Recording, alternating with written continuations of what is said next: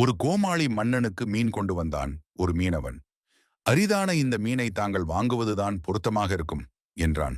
மன்னனும் மகிழ்ந்து அவனுக்கு 5000 பொற்காசுகள் கொடுத்தான். மகாராணி கொதித்து விட்டாள். ஒரு அற்ப மீனுக்கு இவ்வளவு பணமா? அதை திரும்ப வாங்குங்கள் என்றாள். முடிந்த வியாபாரத்தை மாற்றுவது அழகல்ல என்று கோமாளி மன்னன் மறுத்தான். சரி, அவனை கூப்பிட்டு, இந்த மீன் ஆணா பெண்ணா என்று கேளுங்கள். ஆண் மீன் என்று அவன் சொன்னால் பெண் மீன்தான் வேண்டும் என்றும், பெண் மீன் என்று சொன்னால் ஆண் மீன்தான் வேண்டும் என்றும் கேளுங்கள். எப்படியும் அவனிடமிருந்து பொற்காசுகளை பிடுங்கியாக வேண்டும் என்றாள் மகாராணி. மீனவன் திருப்பி அழைக்கப்பட்டான். கேள்வி கணையை மகாராணி தொடுத்தாள். அவன் உஷாராக பதில் சொன்னான். இது ஆணுமில்லை பெண்ணுமில்லை, இரண்டின் குணங்களையும் கொண்ட அதிசய மீன். அதனால்தான் அதை மன்னருக்கு கொண்டு வந்தேன் என்றான்.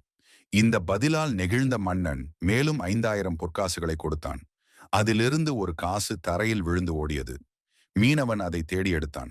மகாராணி கோபத்தின் உச்சிக்கே போனாள். பேராசைக்காரன், கீழே விழுந்த காசை யாராவது வேலைக்காரர்கள் எடுத்து போகட்டுமே என்று விட்டானா பாருங்கள் என்றாள் மன்னனிடம். அவன் நிதானமாக திரும்பிச் சொன்னான். நான் பேராசையில் அதை எடுக்கவில்லை மகாராணி. அந்த நாணயத்தில் மன்னரின் உருவம் இருக்கிறது. யாராவது தெரியாமல் அதை மிதித்தால் கூட என்னால் தாங்கிக் கொள்ளவே முடியாது என்றான். இதனால் இன்னும் மனம் நெகிழ்ந்த மன்னன் மேலும் 5000 பொற்காசுகளை கொடுத்தான். இப்பொழுது மகாராணி தனது வாயை மூடிக்கொண்டாள். இதிலிருந்து நாம் தெரிந்து கொள்ள வேண்டியது, பெண்கள் வாயை மூடிக்கொண்டிருந்தாலே பாதி செலவு குறைந்துவிடும்.